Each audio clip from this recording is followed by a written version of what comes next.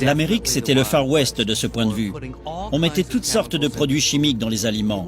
Les États-Unis étaient la seule puissance industrialisée à ne pas avoir de réglementation en matière de sécurité alimentaire. D'ailleurs, de nombreux pays européens limitaient l'importation de produits alimentaires américains parce qu'on doutait fortement de leur qualité.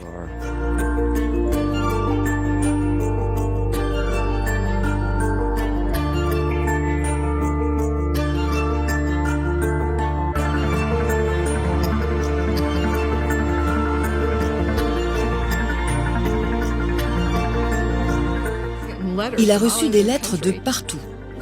L'une d'elles disait « J'ai un estomac à toute épreuve, alors allez-y ».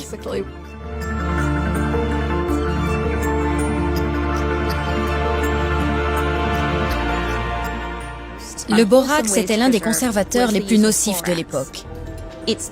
On avait découvert qu'il réagissait au contact des protéines et qu'il redonnait de la fermeté à la viande et aux légumes. C'était parfait pour la viande un peu visqueuse et avancée ou les légumes un peu flétris. Les aliments retrouvaient un bel aspect et tout leur croquant, et gardaient une apparence de fraîcheur.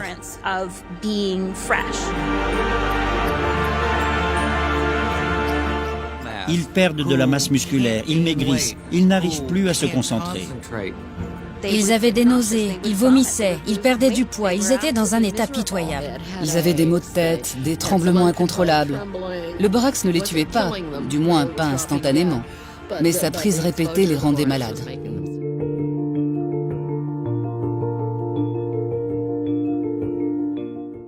C'est un produit tout nouveau, on en met dans toutes sortes d'aliments et de boissons. Mais il provoque des saignements de la paroi gastro-intestinale. Aucun industriel ne dit combien il en a mis dans ses préparations, donc les gens consomment à haute dose un produit nocif.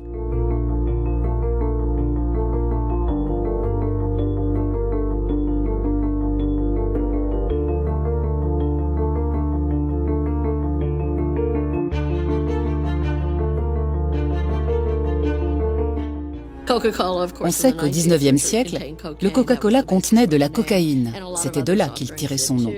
Et bon nombre d'autres boissons en contenaient aussi. Wiley s'est d'abord intéressé à cette marque parce qu'elle faisait de la publicité mensongère. Il n'y avait plus de cocaïne dans le Coca-Cola, mais on l'avait remplacée par une dose massive de caféine. Et comme c'était un stimulant non réglementé, ça l'inquiétait.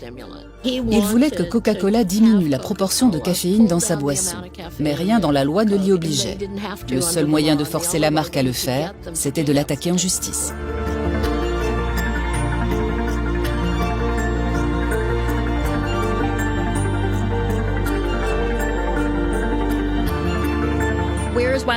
Que doit-on à Wiley?